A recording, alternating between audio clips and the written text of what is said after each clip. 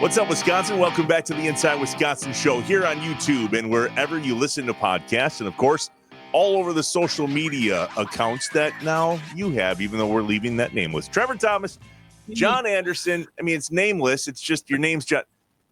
J.A., what's up, man? Hey. Good to see you. So I tell you, I accidentally posted something on Instagram. Yeah, you said that you were at a track meet or? Yeah, and I just pushed some wrong button, and then people found me. And I was using it more to track other people than I was me. But so it got out a little. But that's nice. All right. We mostly I just I know where to find the stuff I need. That's okay. As long as people keep finding the show, then we're okay. It's working. It's working. What we needed is everybody that was standing in the parking lot on draft night. To just hit, what is it? Smash the like button. Smash the like button. Just get with us. No, I'm just saying, you made your way back to Green Bay among the 200,000+ people each day. Yeah. How was it for you? Yeah, biggest tailgate party I've ever seen at Lambeau Field. Ever. Which was crazy.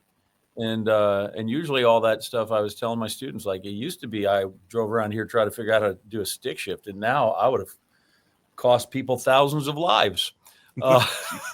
So, and then I did tell someone when they said, well, how many people were there? Like 200. And I said, oh, no, I had one of my students counts. It was 203,068. So in case you're wondering, that's how many people were there. That's the one I'm going with, 203,068. Perfect. Is it finally torn down? It is torn down. Today was the first time I was able to drive down Oneida Street today. I went to Chipotle, grabbed a little burrito bowl, came right to the studio. They're putting the light poles back up today. So the street's open, but the light poles that were by the Rush Expo there, they're going back up. So, yeah, all's well. It doesn't even look like anything happened. Dude, the way you worded that is hilarious. I went out and got a Chipotle and drove to the studio. The studio's in your basement. What do you mean you had to drive to the studio? Well, you had to go back to the studio. I don't have a Chipotle in my house. Okay, I got it. Just back to the studio. Yeah. Okay. Yeah, it just made it sound like I was out, and on the way to the studio, I stopped and like, you left the house and then had to come back. You're like Devontae Adams, he's got a Taco Bell in his house. Right. You do the same thing. So recap NFL draft. We're going to talk about it maybe a little bit later today, but you brought 6 students from Mizzou to the draft, and they were like legit working. Yeah, they were. We did like 18 different live shots and 24 different stories. And I had 2 reporters from the newspaper, 3 people from the television station, another kid from the newspaper. He was just a photographer. That kid worked like crazy because they couldn't get him into the photo pit, because the first thing they ask you in your credentials is like, do you cover a team every day? No.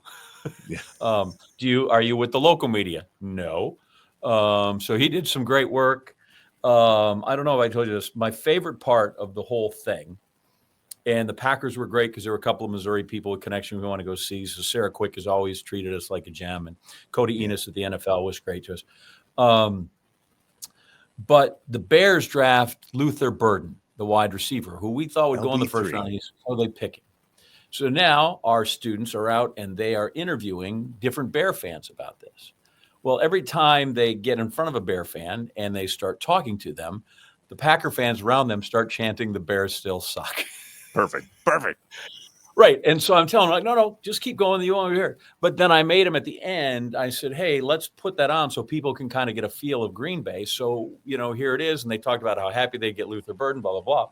And then we just played some more videos so they could go, by the way, while Burden was a popular pick with Chicago, didn't matter who they picked, the people in Green Bay could have cared less. They just used the opportunity to pound on the Bear fans.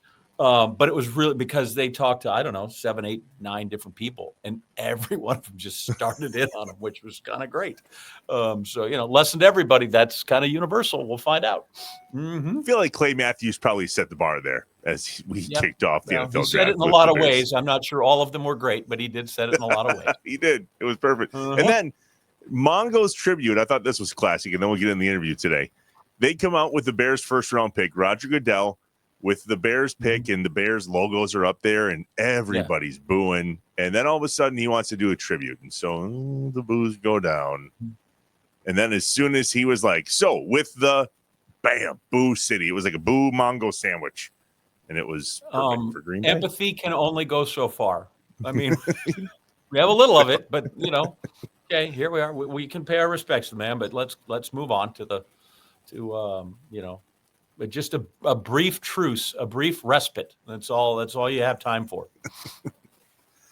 As we move on to our guest today, we've had people telling us to get this kid on our show since he first made the scene and headed to Duke back at the beginning of the season. Kon Knueppel. It's K2.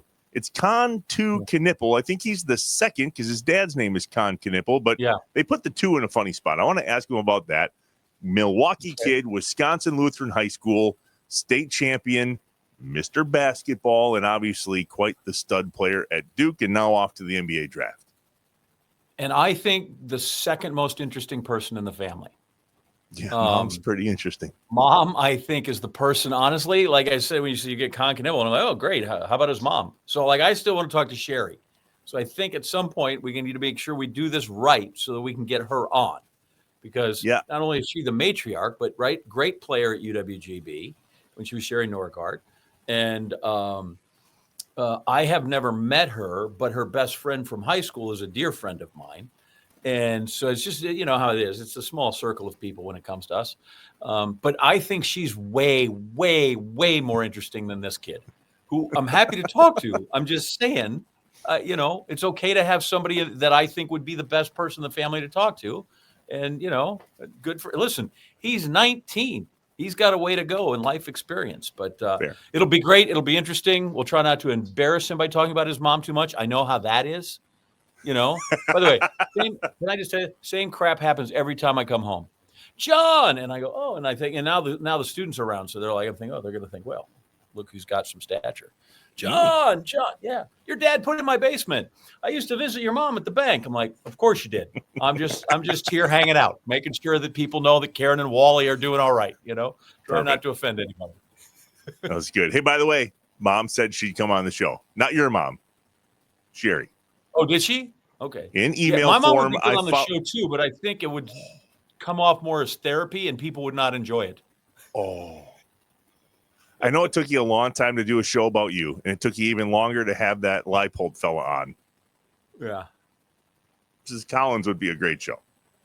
Hang on real quick. I got to send this in to you. Okay. You're going to love this. I get this Saturday night. I'm at a track meet in Miami, and this comes over the old texting from Coach Eli Drinkwitz, our head coach.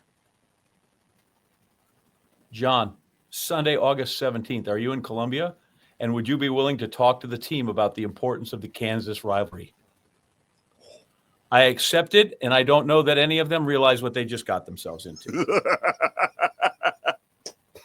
Yep. Okay. But let's talk about Duke. Yeah, let's go to Kon Knueppel. Here we go. The Inside Wisconsin Show is brought to you by American Family Insurance, Blaine's Farm and Fleet, Capital Credit Union, Amplify Health, Festival Foods, Quick Trip, Legit Pizza, Miller Lite, North Star Mohican Casino Resort, and the University of Wisconsin-Platteville. If you watch college basketball and don't know who that is, can't help you. Kon Knueppel, Wisconsin Lutheran, Duke, and then some amazing NBA team is going to get him. K2, thanks for being on the Inside Wisconsin show. Good to see you. Yeah, thanks for having me. Really excited. Yeah, it's about time you get paid for this game. Enough of this giving it away for free. But it does lead me to my first question, which is, how come you're not staying in school to get that quality Duke education? It's something we definitely thought about. But I think obviously the situation I'm in this year, being able to do well and have that opportunity to be an NBA lottery pick, it's just something you can't pass up, and especially since it's been a dream of mine since I was a young kid. Has that clicked in at all? You're going to be an NBA lottery pick. What? Yeah, not really. Yeah. probably will, obviously on draft night. But yeah, not really kicking in too much. It's something I've kind of known that was going to happen here for a good couple of months now. But yeah, I'm still coming to grasp with it. Wow. Are you watching the NBA playoffs currently? Like, who's out there as you watch? Is like, I just can't wait to get a piece of Jokic. This is going to be great. Yeah, I don't want any piece of Jokic. I mean, he is unbelievable. I've been really enjoyed watching the NBA playoffs. Trying to picture myself out there. I went to a couple Bucks games in person against the 2 home games against the Pacers. So just trying to see how I'd be out there on the court. But yeah, I don't want any piece of Jokic. I mean, he's unbelievable. Those games yesterday were some of the highest quality basketball games I've seen in a long time. So when you look at that and you think, here's my position, here's what I play, here's the side, like, is there a guy out there you like? I would like to have that career. That would be if I could be that dude, kind of, again, we're all unique, but if I could have his sort of run in the league, I would love that. I mean, yeah, I think any role is a blessing. I think about guys that I've watched for a long time and idolized, like a Klay Thompson, guys like him, Luke Kennard, the way he shoots the ball, really watched him. I even though we don't really play the same position, guys like Jalen Brunson, kind of the roles that he's carved out for himself from being a role guy and now obviously being a star for the Knicks. Just really looking up to those types of players. I wouldn't say there's really any in particular, but those are a few. Dude, if you go to the draft and wear like a Klay Thompson captain's hat, I'm in. I'll buy it. I'll subsidize whatever it is. But if you show up in one of those, that would be marvelous. That's funny. So, K2, I'm 6'8". I played high school basketball at 200 pounds, and I always knew that I wasn't going to the NBA. When did it click for you that you're legit going to the NBA? Was this a kid dream that you had at St. John's in Tulsa, or was it not until your senior year and you won the state championship? I mean, when did this truly become a reality for you? I don't say other than really just like a pipe dream. Like, I always wanted to play Division I basketball. And obviously every person wants to be a pro sports athlete or be a sports star. But you don't know how realistic that is. I definitely think that not even really my senior year, knowing if that's a possibility. I remember getting to Duke and just being like, I want to be able to contribute this year. I want to play. And then once I kind of found my footing there in the summer, realizing that I think this could be an opportunity, especially where I felt like I was holding my own there at Duke. So, like, basketball is the family business, right? Mom played, dad played, the brothers played. Was there ever any other consideration for you, like cricket or ultimate frisbee, or like did you ever have anything that you were like, okay, maybe I'll go outside the ball that, one of these balls that bounces funny? Yeah, I played football through my freshman year of high school. I love football. It's, arguably my favorite sport to watch. I'm a huge Packers fan, so that was tough.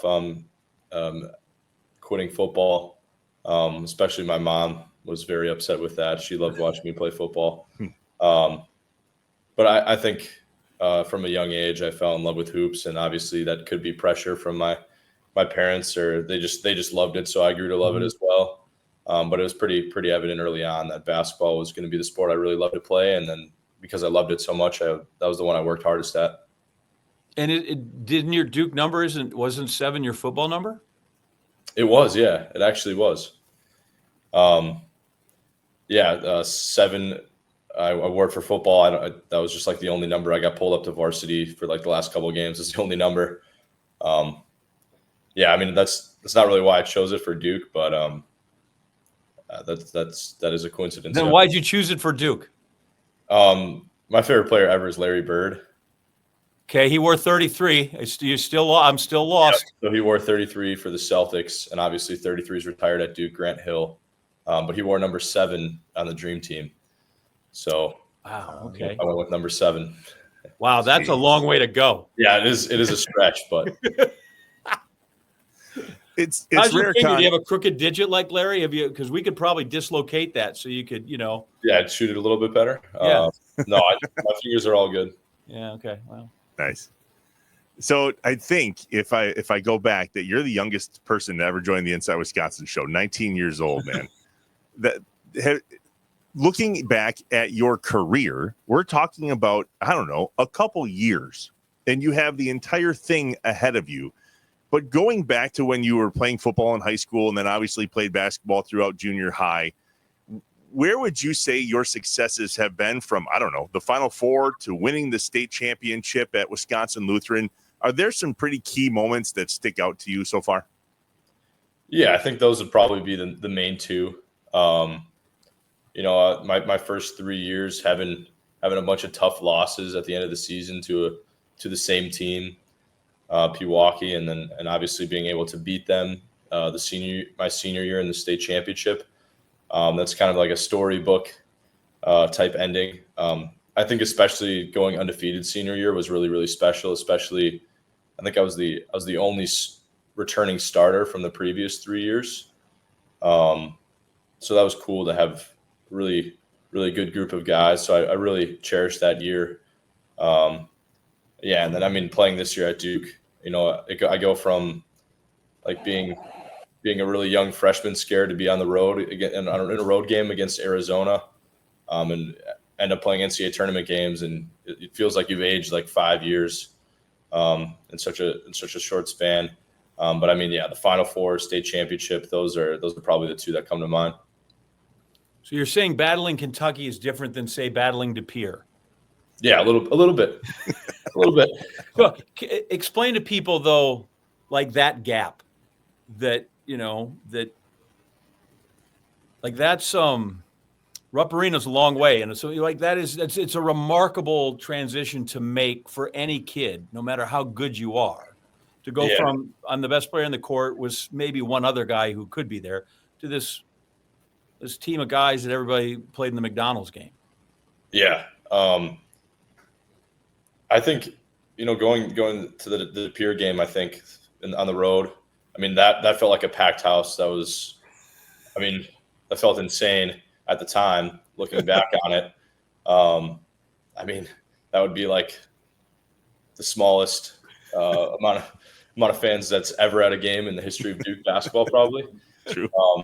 But I think just the amount of people that actually care about the game is way more than obviously just maybe like the state cares about a Wisco De Pere game. But it's just like, it's obviously a huge event playing like a Kentucky or something, that all these people care about the game that aren't even at the game. Like there's 20,000 people there, but also there's all these people at home that are talking about it online. What happened in the game? Did you suck? Did you play well? Like all that stuff is so elevated. So it just makes it a completely different animal. Don't close your computer. I live here in De Pere, but my kids go to Fox Valley Lutheran. Okay, so I'm in the clear. We're good. Yeah, but listen, we've had Rob Domofsky on the show because he's a ESPN guy, and so we're down with the Domofsky kids. So just so you know, we're okay. We're not mad at anybody. We just we know the score we know who you got to beat if you're gonna get what you want to get. That's all we're saying. Xavier Mitchell thinks the same thing. So speaking of Mr. Basketball, by the way, if I was ever Mr. Basketball, which I was not, I would make my friends call me Mr. Basketball. Is that what you like? Hey guys, it's not Con, it's Mr. Basketball. Thank you. That'd be great. I don't think I've ever done that. No. Oh, man, not too late. Not too late. So what is the K2 thing? I know that it's Kon to Knueppel, but are you the second? Your dad is Kon? Like, how does the 2 fit in there? Yeah, so my dad's Kon Knueppel as well, and my middle name's a Roman numeral 2. So it is actually my name. So we just go. Everybody's called me Kon 2 since I was born, and then I don't know, people shorten it to K2 or whatever. So that's just kind of what I've gone by all growing up, and it's keeping going here. That is amazing. My middle name is a Roman numeral 2. And now it's an entire merch line. It's incredible to see. What was real quick, if I may get one more in, take me back to the recruiting process for a second. It doesn't take anybody long here in the state of Wisconsin to know that you were recruited by everyone, including the state schools.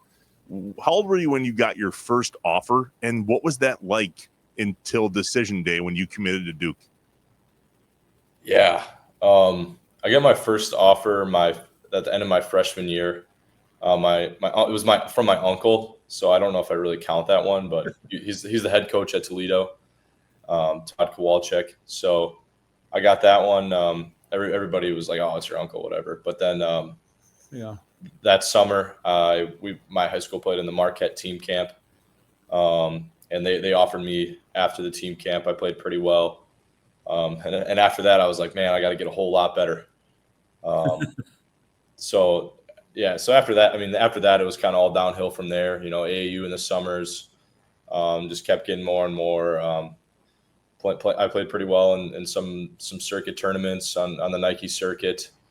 But man, I would say my sophomore and even pretty close to halfway through my junior year, like I just wouldn't take it too serious, especially like all the calls. Like I would call people sometimes and call them back, but I just tried to be a kid and not really focus on that too much because I had so much time. But once I got down to that last summer of AAU ball and that fall, taking it really serious. I used all my visits when there was a limit on visits back when I was being recruited. And I try to take all my options seriously and try to find what I really liked. You make it sound like back in the OG when they had the limits on how many people I could do. It was a year ago. What's Coach Shire like? Because we've had 40 years of K, right? Yeah. So, and everybody's kind of like trying to figure out who he is and his stamp on the program. What's he like as a head coach? Yeah, I think he's obviously trying to make it his own. He's keeping the things that he likes from K, but also he's trying to make it in his own image. He's just a great guy, very, very, very humble off the court, and that's something you gravitate towards. But also he's just trying to get the right people in the building, guys that are competitive and tough and want to win and are unselfish. And I think that's the best quality. Like, he's getting obviously highly touted and talented players, but getting the right people in the building is more important. And that's what he's really focused on. Is he a yeller? Is he a screamer? Does he make you guys run? Yeah. He's not a yeller or a screamer. I wouldn't say, he's got his edge to him, that to take things seriously. But yeah, he's a tough guy and he's a competitor above all else. So he's really getting on us to be, to execute well. And, he's really attention to detail oriented. So he's really trying to make us do everything right.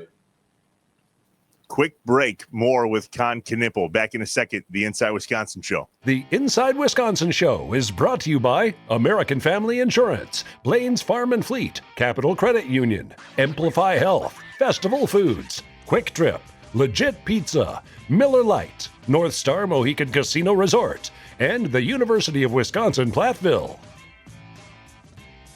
J.A., for some time on this show, we have marveled at the beautiful white can that is Miller Lite, right?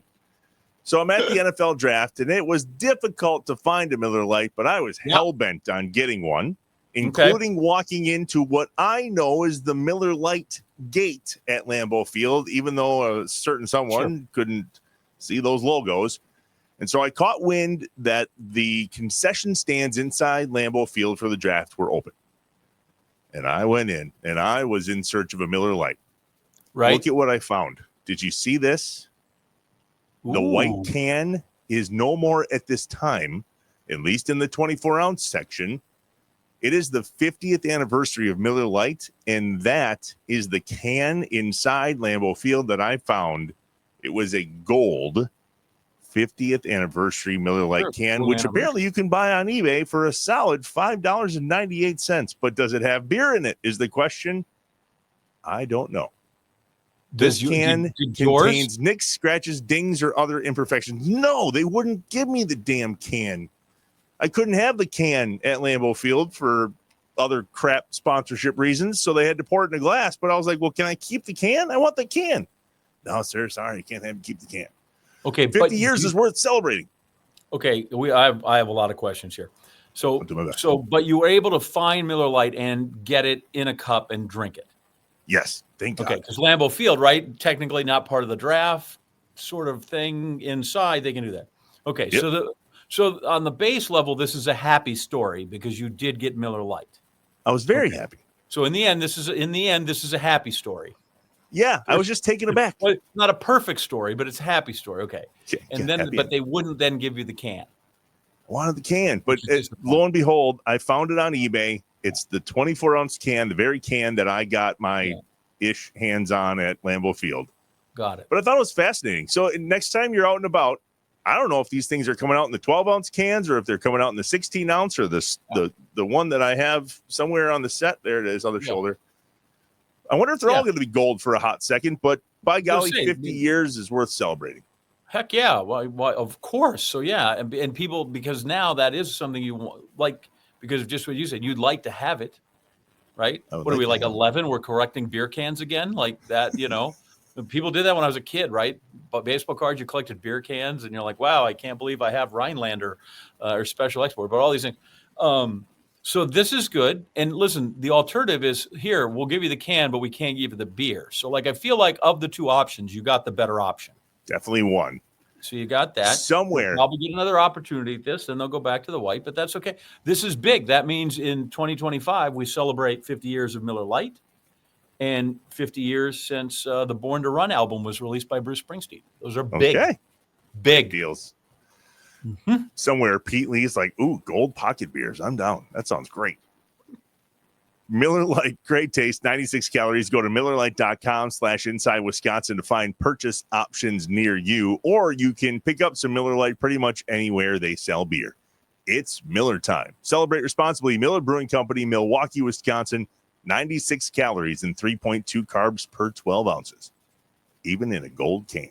There you go. Time for another top 5 list here on the Inside Wisconsin show. As always, presented by our friends at UW-Platteville. Discover excellence at the University of Wisconsin-Platteville. Our renowned engineering and STEM programs offer a cutting-edge environment with over 60 majors to choose from. Plus, exciting clubs and organizations there on campus, always fun to be had. Discover why UW-Platteville is a smart investment. Apply now. uwplatt.edu. So, J.A., you were able to make it home for the NFL draft. I ran into you standing in line for your credential, which I thought was very fascinating. That John Anderson, who has been credentialed to literally every single sporting event in the history of sporting events, was out there, along with yours truly, waiting for their NFL draft credential. Well, that's how it works. You got to have one. They just didn't have my placard in time. So I just had it. And then they told me, come tomorrow morning, because they let me in the first day. And I waited. And then they said they'd be there at 10 a.m. and they waited till 3 o'clock. But that's okay. It's how it works. It's fine.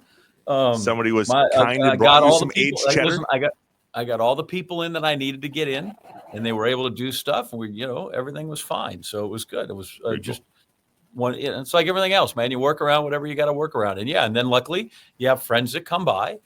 And they're like, oh, you're still standing here. And I said, yes. What are you doing? And they're like, oh, we're working at Ryan's Cheese Shop or whatever. So, well, the next time you come by, you better bring cheese. And then lo and behold, look, cheese. Oh, and here's a slice of something from the Uncle Mike's tent that's right next there. And now you're like, I hope I never get in. I'll just sit out here and eat. You guys are doing great. Call me after the show. I'll be at Sammy's Pizza. Delivery. So it was one of the many kind of humorous things that happened. And I know you have a top 5 list, so I'm anxious to hear that. And then I'll chime in with, I don't know if I have 5 or not, but something close to that. Good. I wrote down my top 5 favorite moments. I mean, all things considered. It could be picks. Obviously, it was reading names off a card at some point. Yeah. But there was a lot of really but with a really moments. Terrible cover band. Oh, were they bad, did you think?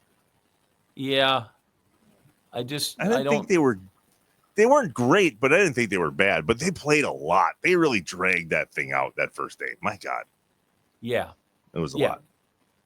Well, here's number 5. Not so much a cover band. Brad Paisley on Saturday of the NFL draft in the sunshine in the parking lot with Lambeau Field in the background. God, it was freaking great.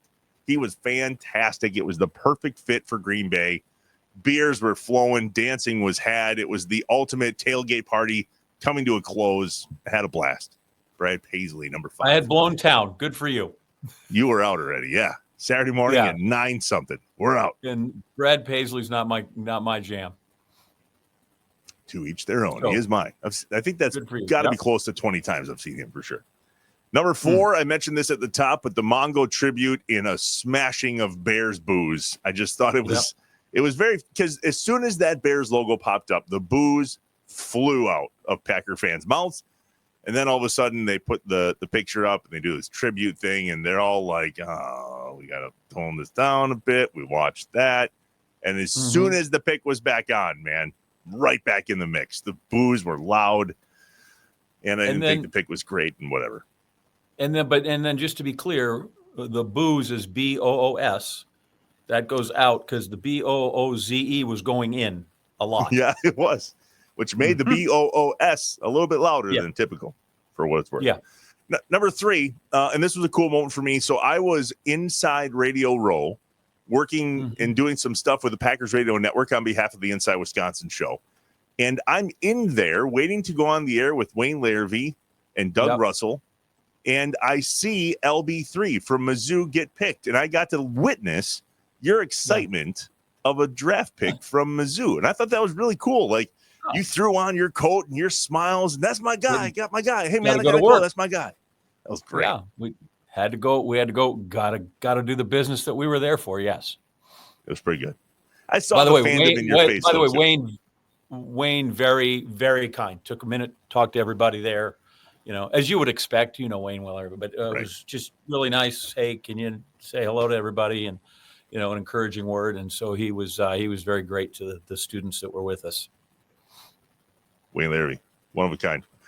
Okay, here's my number 2 moment. Not many people know this, and it has something to do with Wayne Larrivee. So on the first night of the draft, I was back on the Packers radio network. I actually, for the first time, my first hit was at 7:20, and we're up at the Packers radio network tent, which is just outside of the Lambeau Field atrium. And by this point, they had already closed off people coming in to the venue. There was too many people. They had cordoned it off. Correct. And so the tent got surrounded by fans trying to see and so on. And so the first pick happens and so on. And now the Browns are up. And all of a sudden there's a trade. And there is a dude right outside this broadcast tent who didn't know it at the time, but he's 4 feet from Wayne Larrivee on the Packers radio network, dropping a tirade of F-bombs. Tirade. Right. F this, F that, F, F, F. I poked my head around the corner. I'm like, bro, we're on the radio. Like, can you... He's like, well, they won't let me down there. And if I was down there, I'd be doing the same thing. And I'm like, I'm sorry that they traded. I really am. And so we take a break and they come back and he's doing it again. And I look over there and now he's not wearing his jersey. And the second pick happens. It's Travis Hunter. And here he had a custom Browns Travis Hunter jersey made. He would have been the first one. And that jersey was on the ground, all done dancing. And that's really good for him. If I'm him, I would have dropped some F-bombs too, probably, because that was epic. Oh, you imagine that? Like, but that's why you realize, right? You go look at all of them, every draft expert. And Mel Kiper is a draft expert because he knows everybody in the draft. He knows where they're from, blah, blah, blah, blah, blah, right? So they do know everything there is to know. But actually placing who's going where is really hard. And those guys get 7 right out of 30 if they nail it. Otherwise, they get 5 and maybe 4, right? Because you know what happens. And they try to project trades and they do all these other things. And it's, you know, it's a fool's errand to try and figure out who's going where and when and all those other things. But that doesn't make them any less of a draft expert. Because you and I can both go, yeah, Ward's going to go number 1. Okay, great. How about the 9 other quarterbacks in there and what can they do and how are they? So that's what those guys do. So the idea that everybody's like, oh, well, draft experts, they never get it right. Yeah, well, okay, but if that's just your standard, I think that's unrealistic. You know, if you really want to know about who's the 7th center on the board, where he played, what he can do, how long his arms are, but those are your guys. So they really are experts. They are not Wayne Larrivee had pages and pages of a yellow notebook handwritten out in pencil. And was keeping track. I was blown away. Yeah, they know what they're talking about. And number 1, I don't know if you were out there for this, J.A. I hope you were. But when I have no idea what you're saying, but I'm going to tell you I was. Good. I'm glad you didn't miss this. Listen, I know that it's probably a cop-out to go, oh, the first pick with the Packers and Murphy and Thursday night and so on. But I was one of the rare breeds who did not have their phone up and was recording this moment. And I understand that everybody wants to remember it that way. Well, I chose to remember it with my eyes, my brain. And I thought it was absolutely incredible if you just scan the crowd, and then Lambeau behind us was all lit up in green. And I think it was one of the few moments in my life where I was surrounded by hundreds of thousands of people who, for the most part, were all on the same page and celebratory and in agreement, and high fives and hugs. And that crowd in that moment, that made my top 3 sports moments of all time. And we've gone through that list on this show.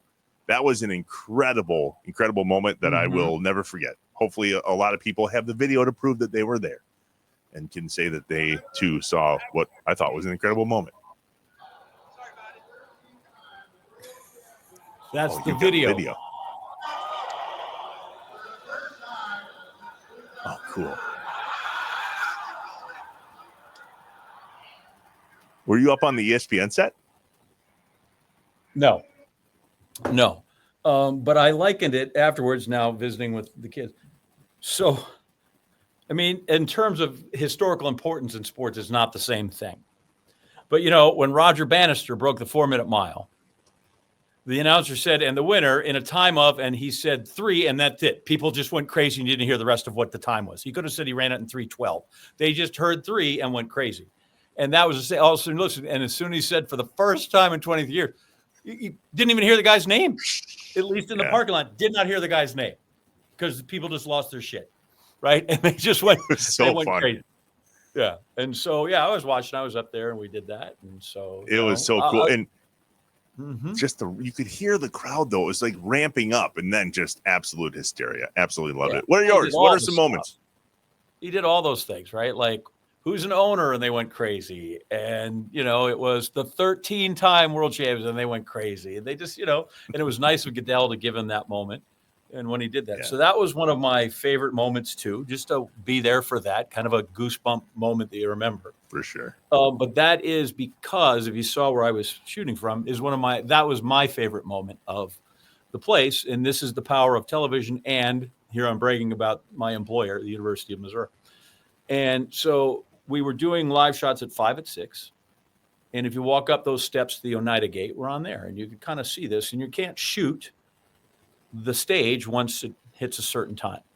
So we're like, okay, we get here, we can kind of catch the corner of it and people know. But there was the Chicago station, another Chicago station, us, and the locals, channel 26 is there. And the guy from Chicago, one of them, WMAQ, Mike Burm, Missouri grad. So he comes over, says hi to the kids. But the way we're standing, right, it's our back is shooting kind of straight out over to Ridge Road. And there's a little thing that jutted out, I don't know if you saw it, and there's this big Verizon hospitality tent.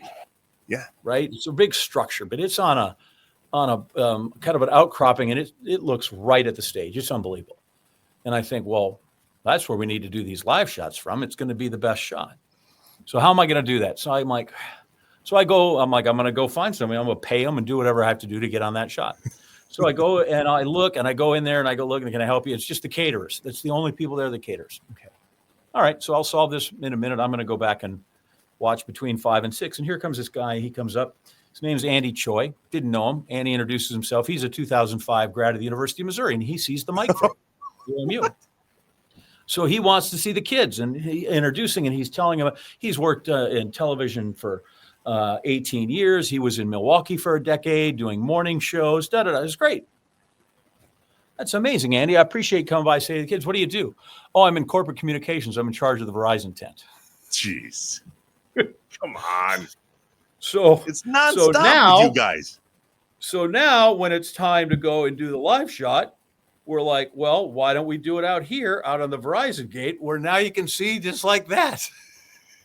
Oh, my God. And now at 10 o'clock, the 2 Chicago stations and the locals there turn around like, what the hell is Market 138 doing in the best spot with the best shot of the state? Like, how did they pull that off? Fraternity, that's how. Because we got Missouri people.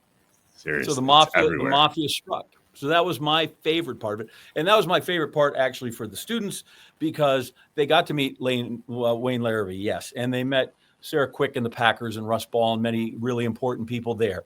And ESPN took us through a tour through all their back stuff, and Greeny and Mel Kiper and Booger and everybody took great time to visit with them. And like all that stuff was cool. But they ran into more people from Missouri that worked at TV stations that all made a point to come say hi, all encouraged them. And then our boy Andy Choi comes through. And like that was kind of my favorite part, is they were like, wow. Because I always joke, right? Missouri grads were like florists. We're everywhere. And I think they went, wow, we really could have gotten a bouquet to anybody we needed to. And but that was my favorite, stand out there and watch the other people going, what a shame you're not getting a really good shot of the stage, because we got a beauty right here. So that was the thing that was best. Some things didn't go as well, right? I was going to I parked at my friend Byron's house, right? Oneida and Ridge, like 2 houses in. Like, look at this, right? Can't just walk across the street. Man, there's only the 2 entrances. So seriously. Byron's house was great, but man, did you have to walk everywhere to get that. So I thought that was exciting. So the other part I would remember is that mom came big. My mom came through big. Like, Mom, I'm going to need you to drop me off here and take these kids over here. And my mom, who swore she wasn't going anywhere near the place because I'm 83 and I'm not going to be driving around on the west side of town and blah, blah, blah. She was out there fighting traffic and dropping people off right and left. Like, the kids were like, awesome. Man, I can't believe we got to say goodbye to Mrs. Anderson. I'm like, well, yeah, so that was it. And then I took them to Kroll's and they're all like, why is there spaghetti in this chili? Don't ask questions, kids. Don't ask questions.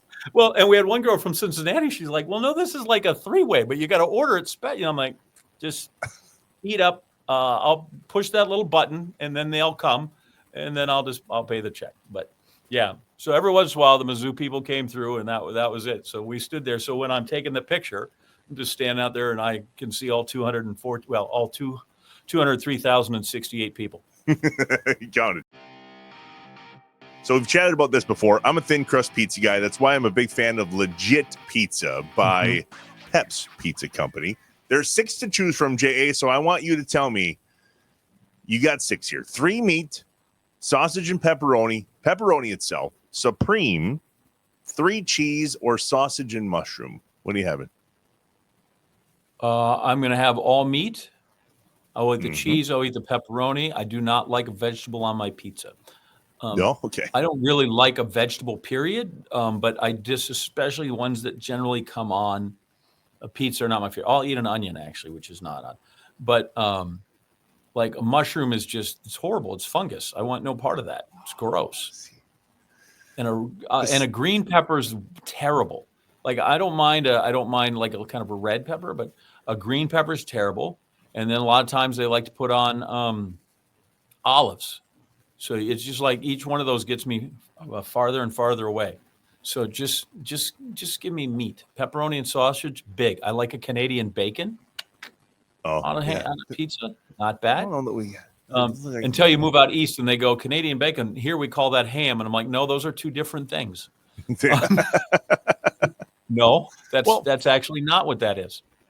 4 out of 6 ain't bad. You got 4 of the choices here from Legit Pizza you're that's in on. Just me, those are just things I do not enjoy. It's different than, like, I tell people, I'm allergic to squash. I don't know if you knew that. Although everyone in my family says that's impossible. And I said, no, like, I hate cauliflower and I hate broccoli, but I'm actually allergic to squash. And there's no proof whatsoever that that's a thing, but it makes it sound less like I'm a picky eater if I'm at a restaurant and say, yeah, can you just hold the squash? So I just tell them I'm allergic, and nobody ever questions it. Except my family, that'll out me. Are you literally allergic to squash? No, I don't think there's such a thing as a squash allergy, but I just use that as my, yeah. Oh, gosh. So I love that it's finally summer around here in Northeast Wisconsin. At least it is this week and this weekend. And I love firing up the Traeger, and I grab one of these Legit pizzas out of the box, pretty sweet box. And I heat that sucker up and I put it on the second rack on a pizza oven, and it comes out crispy. And I don't know, man, thin crust, crunchy. Is that, let's talk portion size. Okay. Is that a single serving for you? Well, not in the house with 2 teenage boys. It's not. We have to make I get you got to share. I'm just saying, could you house it yourself? Totally. It's a 12-inch pizza. I can house any 12-inch pizza myself. It's been some time since I've done. Actually, I did it this last weekend. Now I think about it. Yeah. No, Listen, the yeah, boys are again, going to be close to. Yeah, pretty soon you have to be making 4. One for you, one for each boy, and then Amanda's just going to have to put her leftovers in.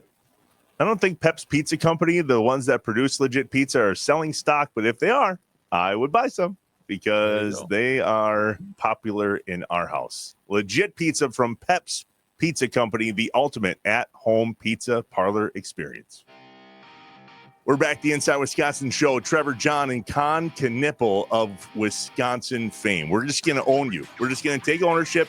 Not that you didn't want it anyway, but we're going to take ownership. K2, it doesn't take anybody long in the 15 minutes that we've chatted with you thus far that you have had your head on straight for some time. How do you let the basketball and all the training go? What do you do for fun? Yeah, I mean, I think going up north to Door County, Sturgeon Bay, that's where my great grandparents used to live. So my dad's side, and him and his siblings own the cabin up there, right on the lake. So I think going up there as much as often as I can. Something I used to do during the recruiting process, go out there and just get my mind off things. Hanging out with my buddies around. They live in like the New Berlin area, so hanging out with them and going mini golfing, stuff like that. Just get away from the game a little bit, have fun. And then I'm a big movie guy, so any classic movies or anything, my dad's really been good with that. So something I like to do in my free time. That's awesome. So remember, this is the Inside Wisconsin show. You could have just stopped as I go up north, and everybody would have known the rest. They were like, "Yeah, okay, that's fine." Like you didn't.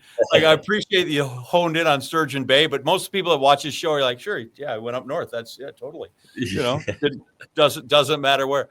I want to know what a classic movie is to a kid who's 19. Yeah, I mean, the Princess Bride comes to mind. Okay. That's one of me and my dad's favorites and a family favorite. I think of like Dumb and Dumber. Yeah, that's a Knueppel classic. Yeah, I mean any like other Jim Carrey, like Ace Ventura, stuff like that. Are those classics or in your guys' mind, or I'm more of a Stripes, Caddyshack, Blues Brother generation when we come through that. When was the first time you can remember picking up a basketball?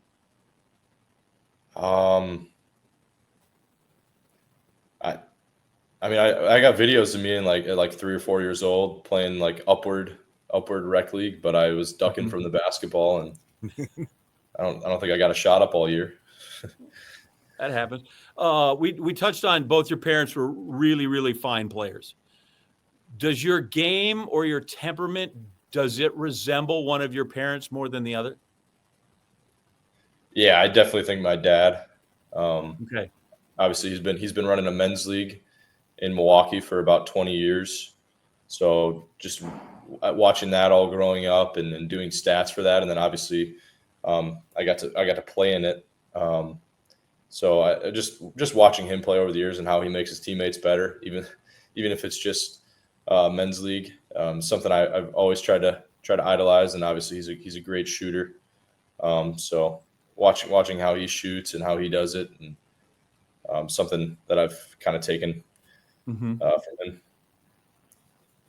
No number in the rafters of K2 quite yet, although your mom has hers up here at UWGB, and obviously your dad held the scoring title where he went to college for a short time until 2019. Does that ever dawn on you that you came from legit Wisconsin basketball greatness? Not that you're not in your own right, but it's pretty amazing. Yeah, obviously my mom getting to see that.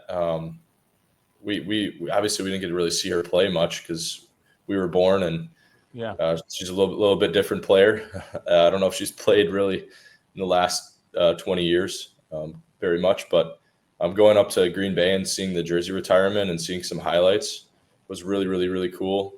My dad a couple years ago for Christmas or her birthday made like a highlight tape. So seeing mom play and seeing some old highlights is pretty sweet. She's obviously an all-time player at Green Bay.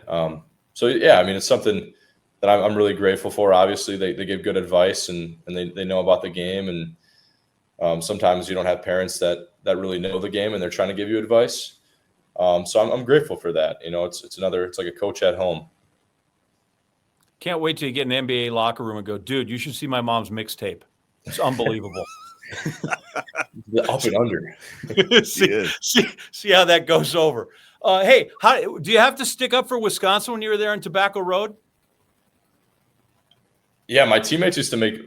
I don't know what you're talking like in what are you just talking about at this state in general? Like every once in a while, like no, you should put butter on a burger, and we should go eat.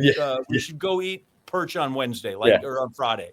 Yeah, my teammates gave me a hard time because if there was any like player or anything that was from Wisconsin or somebody like a famous person from Wisconsin, I would, oh, he's from Wisconsin. Like I'd say it every time. So they would make fun of me for that. But also there was like a Culver's like 30 minutes away. Yes. And none of them had heard of Culver's, and I'm like, yeah, man, this is the best. Like we got this. And yeah, I mean, yeah, they had no idea about Culver's, and they were talking about In-N-Out on the West Coast and Whataburger or whatever. But I had to set them straight on Culver's. Culver's. And maybe you're the next Culver's JJ Watt spokesperson. Let's be honest. It's probably going to happen. Yeah, what is the bar right now? You got to make the Hall of Fame. You're young. I think we've got a minute. We've got some time. So you mentioned, some of the famous people from Wisconsin. Oh, he's from Wisconsin. Have you met a bunch of those famous people from Wisconsin? And has it dawned on you that you're one of the more famous people from Wisconsin right now? Well, I just got to throw out the first pitch for the Brewers yesterday. So getting to meet Yelich, watching him the last 8 years for the Brewers has been awesome. I'm a big Brewers fan. My grandma and my aunt had season tickets, so getting to meet him and Murph was pretty cool.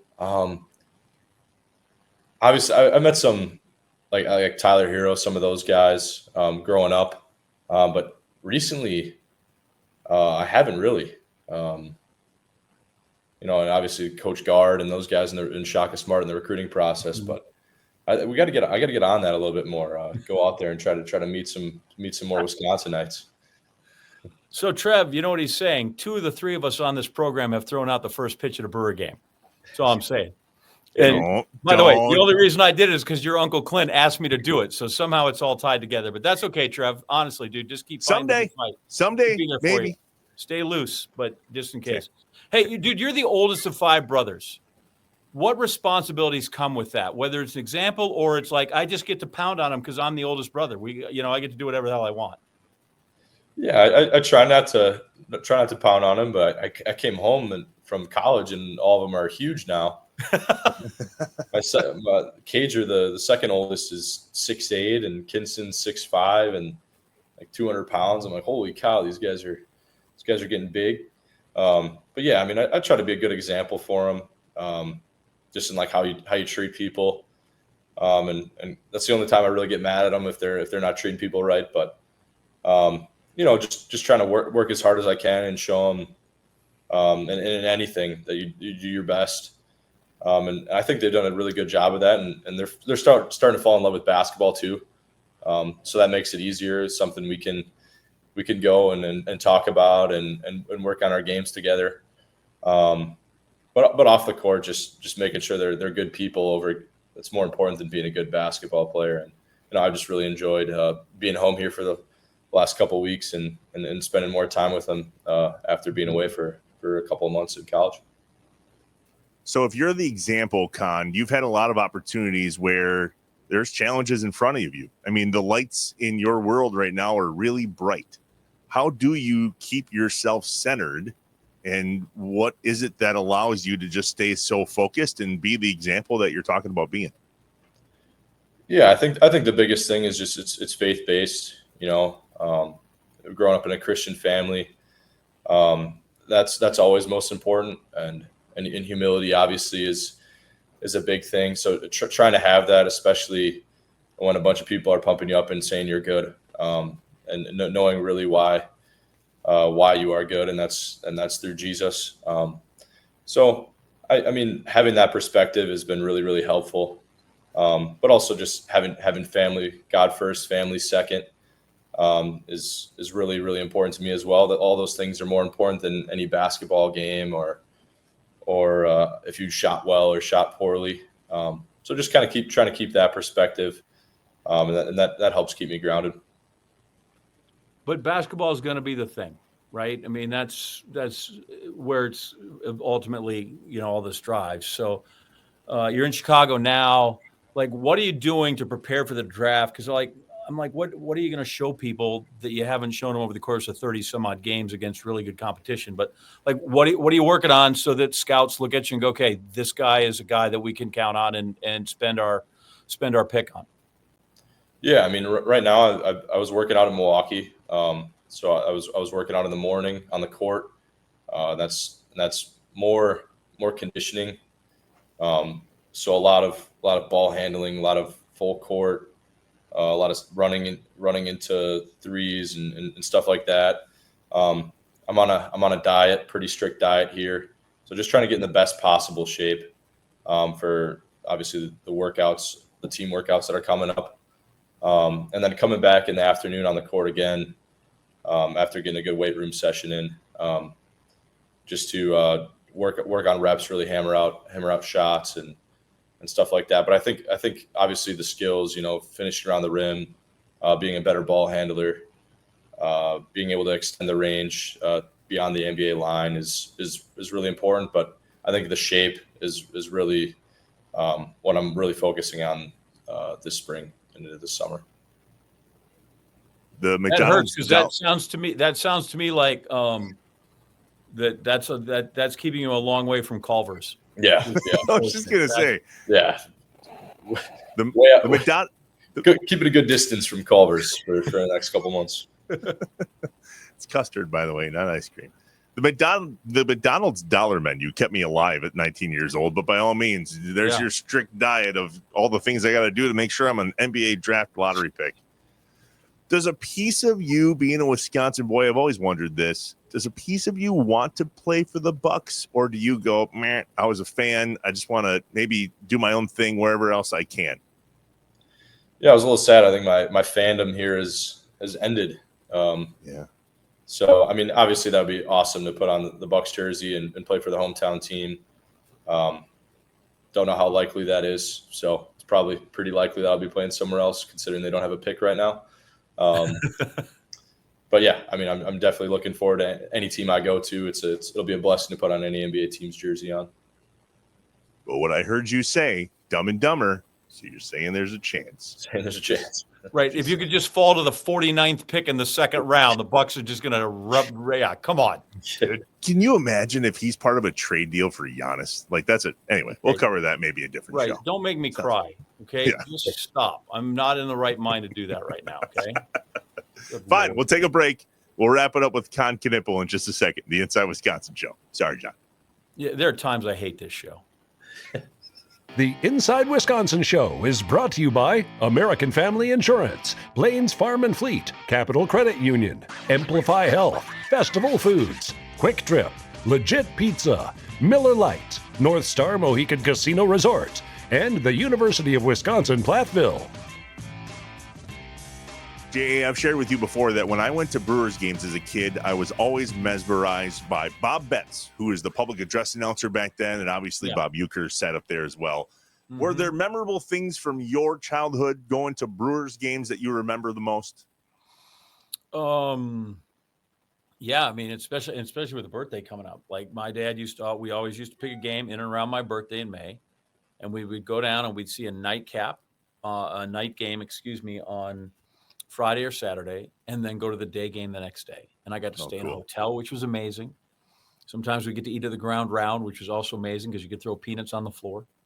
And then I just would sit and, I'd go early for batting practice. I'd hang on the dugout, seeing if somebody would autograph my program. I'd score the game. And it was like those are my most vivid and favorite memories. And my dad was a huge football fan. Didn't care for baseball. He'd just be like, look, they get out, they rub their dirt, or they move the dirt around, they get back in. They get like he was bored, but he didn't mind sitting in the sun and hanging out with his son. And so, that was, I mean, constantly, that was my favorite part. Was I couldn't wait to go down for those games. That was, that was my favorite. And we always he'd kind of spring. So we'd always, like once in a while, like, oh, it'd be cool to sit in the bleachers and see if they like hit a home run at me. But we were always kind of on the first or third base line, which was still amazing. And then eating hot dogs with stadium sauce. And oh, are you kidding? It's like, you want to talk about all the feels. That's all of it. Well, thanks to our friends at Festival Foods, kids today have a whole different experience that they could win. Text KID to 78482 for their chance to be the Festival Foods Play Ball Kid, and you'll get 4 tickets to the Brewers home game that you are the Play Ball Kid at. Festival Foods Play Ball Kid, literally before the game, somebody that signs up to win the Festival Foods Play Ball Kid goes down on the field right by the Brewers dugout, if not on top of the Brewers dugout, and it's the last thing that happens before the first pitch is thrown. Some kid comes on the PA system and goes, play ball, play ball. It's great. And just out of curiosity, what's the age limit? Because, I mean, if you're as young as you feel. I see maybe I could be eligible. On festfoods.com/brewers, which is where the Festival Foods Play Ball Kid text to join thing here. Mm-hmm. There's a birth date that you got to put in. It's required info. Here, you know what? Let's just put your birthday in. 1965. May and see if that happened. 13th, 19. By the way, if you come to my office, it's in the corner, and there's my name tag, and just underneath it is a picture of Henry Aaron. Oh. So that people come in. And as a buddy of mine said, I sent it to him because we had literally last week I went and was part of a Negro League baseball fundraiser and dinner. It was very entertaining and really amazing. And then I was talking to the guy who runs it, and I said, I have a picture of Hank Aaron in front of my office. And so I sent it to the guy, and he goes, because the look on Hank's face is not, he means business. And the guy sent back to me, goes, the look on Hank Aaron's face says, do you really want to come in here and argue with me about a grade right now? Because he's looking like he's fixing to do some damage to a baseball, and not like he's ready for some, enlightened conversation on news value or word selection. So I have found the official rules of the Festival Foods Milwaukee Brewers Play Ball Kid Sweepstakes. I'm looking at my computer off screen. Yeah. You must be to enter, you must be a legal resident, physically residing in Wisconsin and other states. Employees of sponsors or its affiliates are not eligible. Probably knocks me out there. Gosh, I see no how to enter, text entry, only one, odds of winning, all that's here. Geez, can you imagine? Well, because I'm thinking I could lawyer up and sue for ageism, but I don't. As a sponsor, I don't think I want to go that far. No, I'm just let's not. Hey, we're not. do that? That's all. That's all I'm saying. Bestfoods.com/brewers. Go there. Text KID to 78402. No matter how much you feel like a kid, make sure you're a kid to become the Festival Foods Play Ball Kid. Take a grandkid, or I don't know, one of your young kids, or a nephew or a niece. Probably be wrong. We're back to wrap it up with Kon Knueppel, Trevor John. Time for a couple for me, and then the ever famous JA lightning round. K2, you have one decision. You can only see a Packers Super Bowl victory, a Bucks NBA championship, or a Milwaukee Brewers World Series victory. Got to choose one. Go. Oh, I'm the biggest fan of the Packers, so I'm gonna take the Packers Super Bowl. I haven't seen one since I was 6, and I don't really remember that. So I'm definitely taking a Packers Super Bowl. Sorry, Brewers. I was going to say, you want me to tell them that's the wrong answer? Or Yeah, I wasn't going to tell them, but you can tell them. That's all right. That's fine. It's Brewers for us. Okay. Yeah. Okay. All right. You kind of played into my last question. When's the last time you were at Lambeau Field for a Packer game? Last season. So not this year. Last season, the season finale against the Bears to make the playoffs. Nice. Yeah. So that was pretty sweet. I was there in John Anderson seats, as a matter of fact. Appreciate it.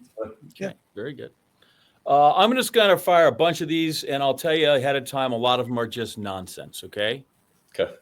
It's not like the big red balls. You're not going to fall off or anything like that. Nobody's going to sucker punch you, hopefully, but it'll be easy enough, okay? All right.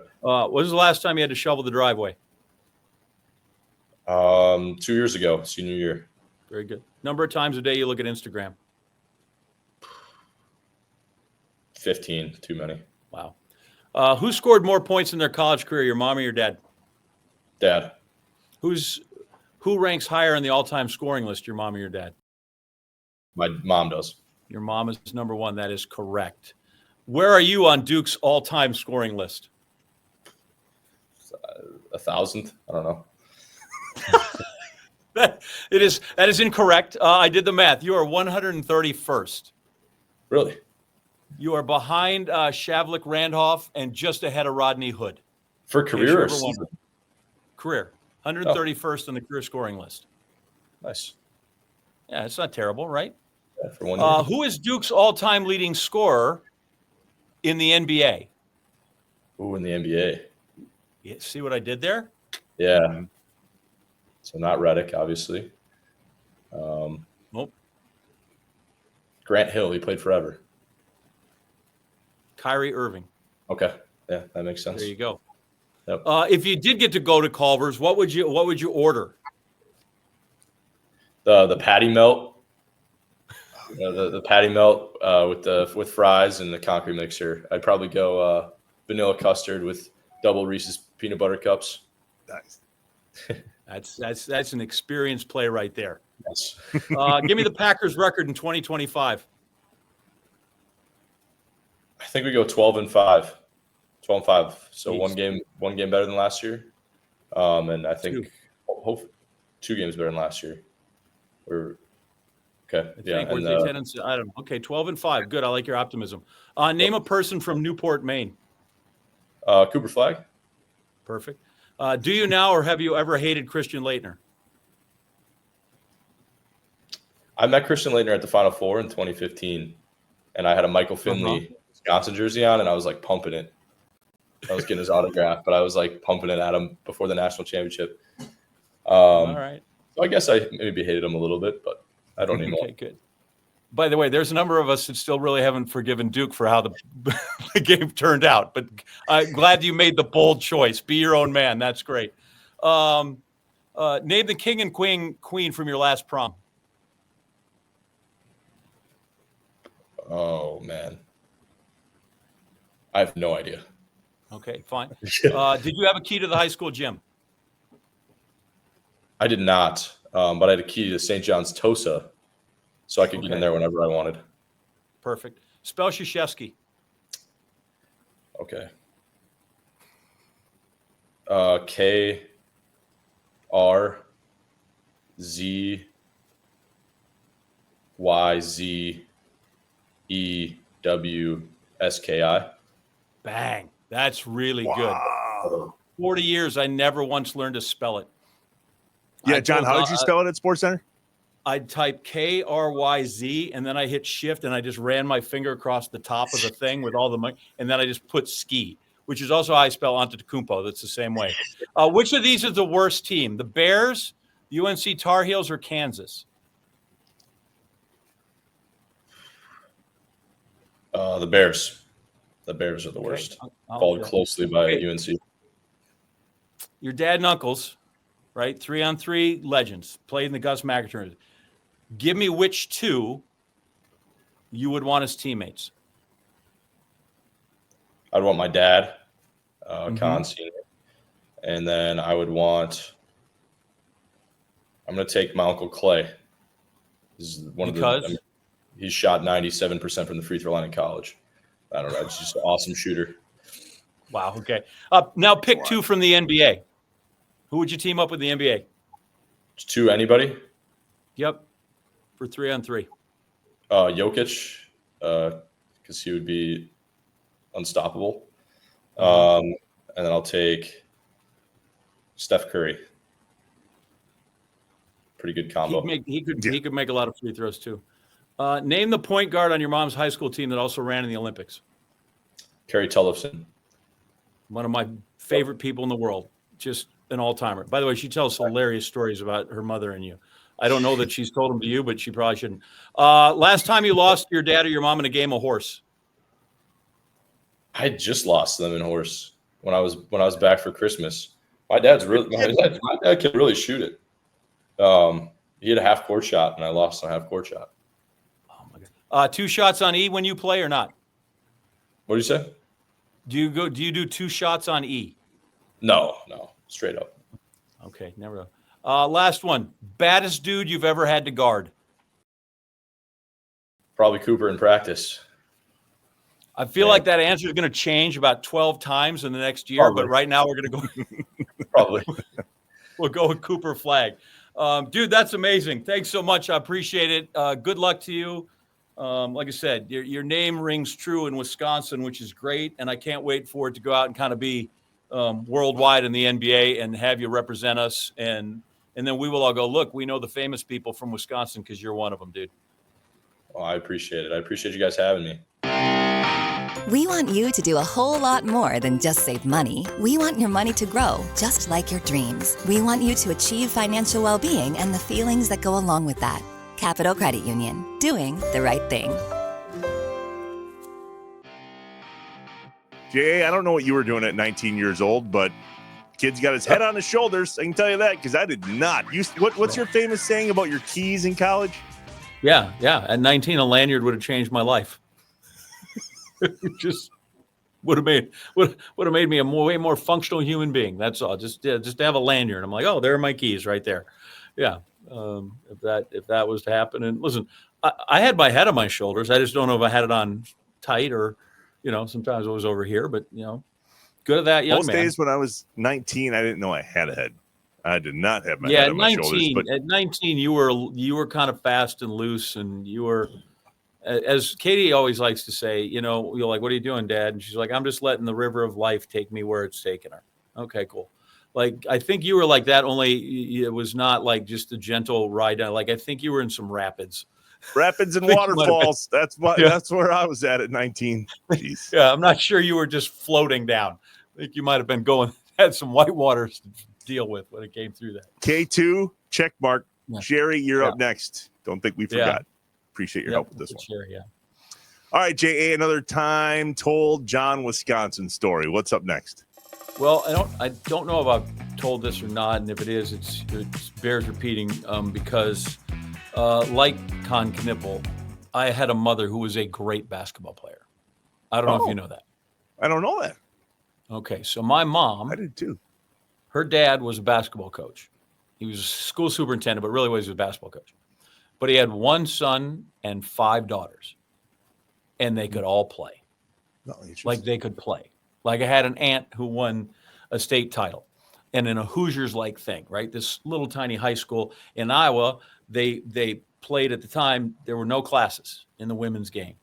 You got 2 from every county, and these girls that went to practice on a tractor, literally drove themselves in this tiny thing, and they beat everybody, Des Moines and the whole thing. So they're literally like the female version of Hoosiers. Everything in my family is literally predicated almost on when this state championship happened. My mom will figure out people, well, your Aunt Mary won state championship in 1950. And that's how she fixed it. Anyway, so she was there. Then my next aunt in line was the state free throw champ. And then my Aunt Susie came in, and she was an all-district player. My mom was an all-state player in 6-man basketball. Okay, that's when they used to play 6-man. You could only go halfway. I don't have time to explain all that, but they played 6-man basketball, basically because they didn't think women could run the length of the floor. Oh my God! Right? It's kind of an insulting thing. And Iowa and Oklahoma were the last 2 to hang out. So my mom was a great player. She had this 2-handed set shot, and she used to bury it. And then they had daughters, and then they all played. So I had cousins that played D1 and won state championships. Jeez. So I say you'd go to family reunions, or you'd go to Thanksgiving, and you'd choose up teams to play basketball. And it was like 11 deep before a dude came off the board. Okay, wow. It was humiliating. That's great. Right? So every time I watch the NCAA women's tournament, or I said this to Gino Ariemo when I lived in Connecticut, I'm like, I have horrible Vietnam-like flashbacks of women's basketball. When I tell you I hate women's basketball, it's not because I don't think it's played well. I just have flashbacks of literally getting my ass handed to me time and time again by every cousin I had or aunts and uncles. And so my mom and we would play horse in the driveway, and she just out, done. Let's go. Let's eat.